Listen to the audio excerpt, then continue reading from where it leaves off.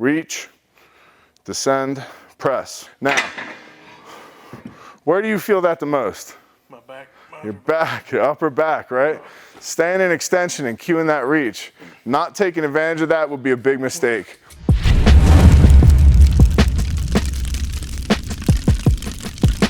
All right, everybody, I'm Swede Burns. I got my boy Tragen here, and we're gonna be doing some MSMs for the bench press.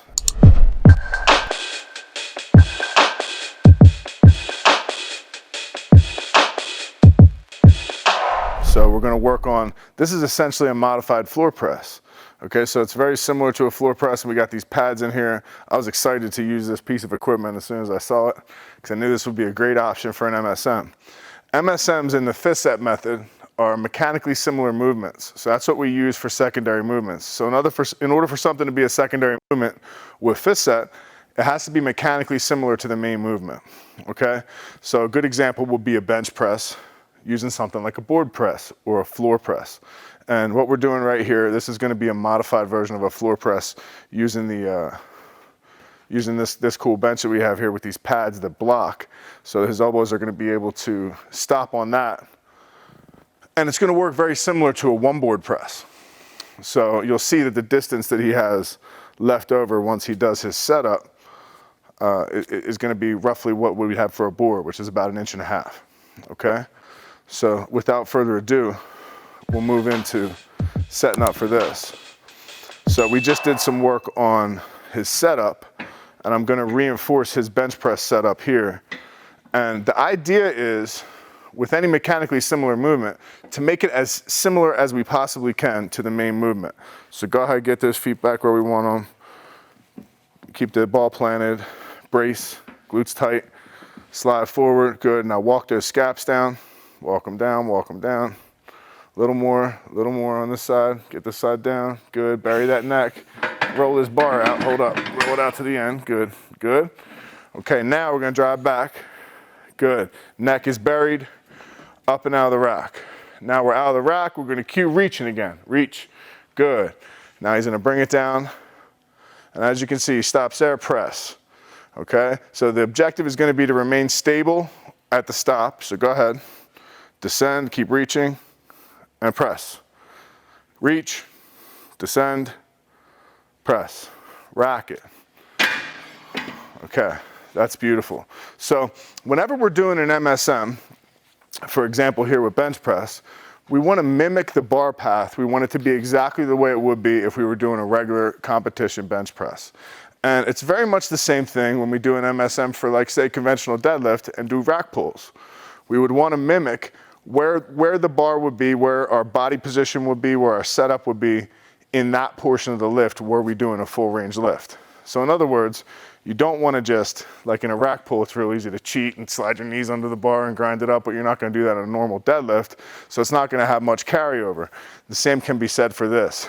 There's a lot of ways that you can cheat on a board press, flaring and doing different things that we wouldn't normally be able to get away with if we had to go the full range of motion. But that avails us nothing. We want to get as much carryover as we possibly can from the mechanically similar movement to the main movement. And in order to do that with bench press, right, we have to exactly mimic that bar path. We have to exactly mimic that setup, the mechanical system of the bench press. We still need to stay tight.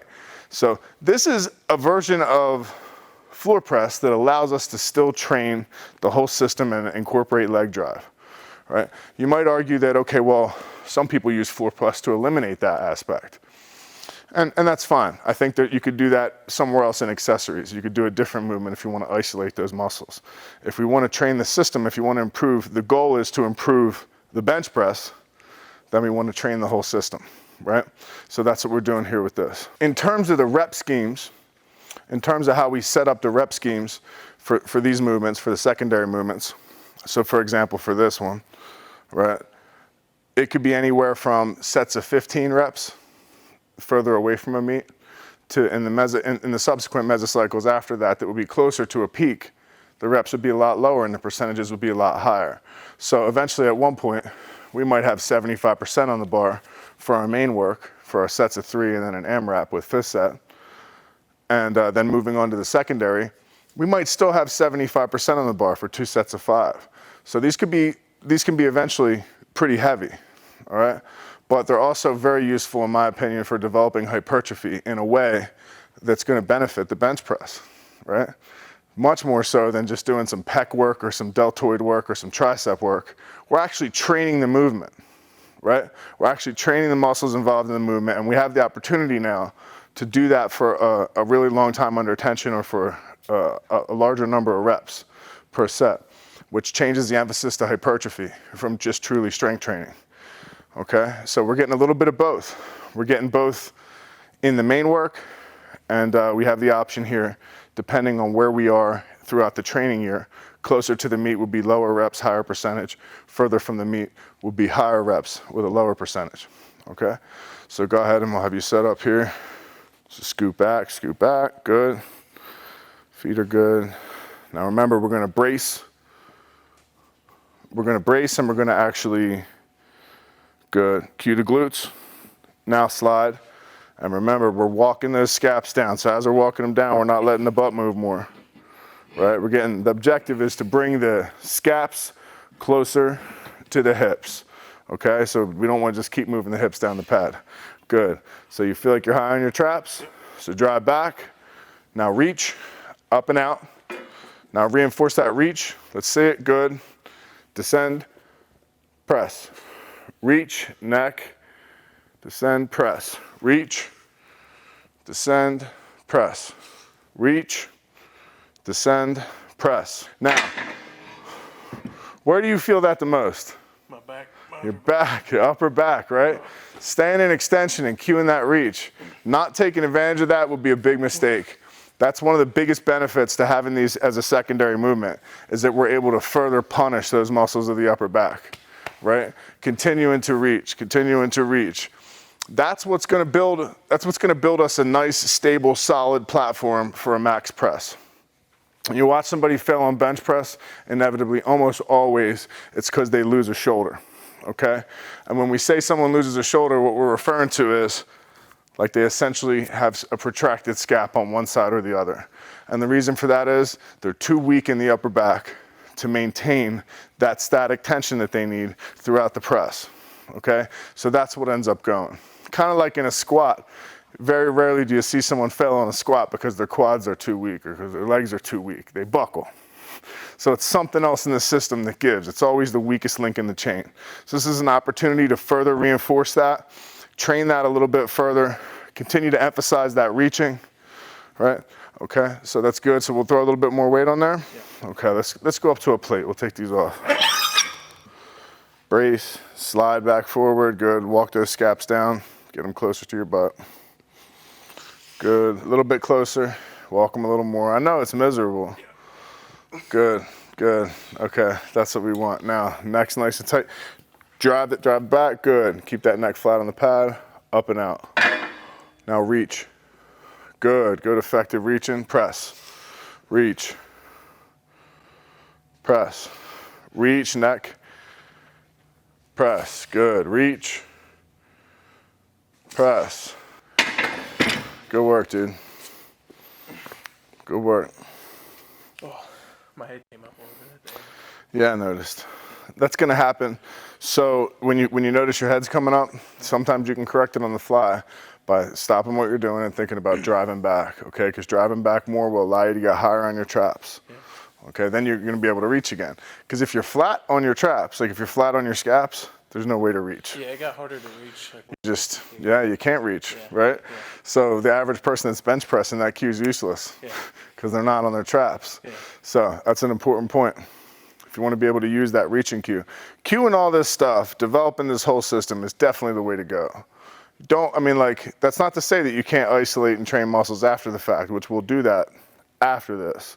But for a secondary movement, you have to ask yourself, what is the objective? What am I trying to accomplish?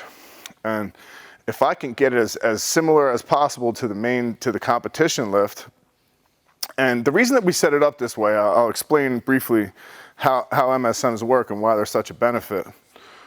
Okay, what do you think is the most dangerous portion of the bench press? Where do you think most injuries happen on a bench press? Like shoulder and pec area? I mean, like throughout the range of the movement, where would you say most of the trouble is? Like at the bottom? At the bottom, that's right.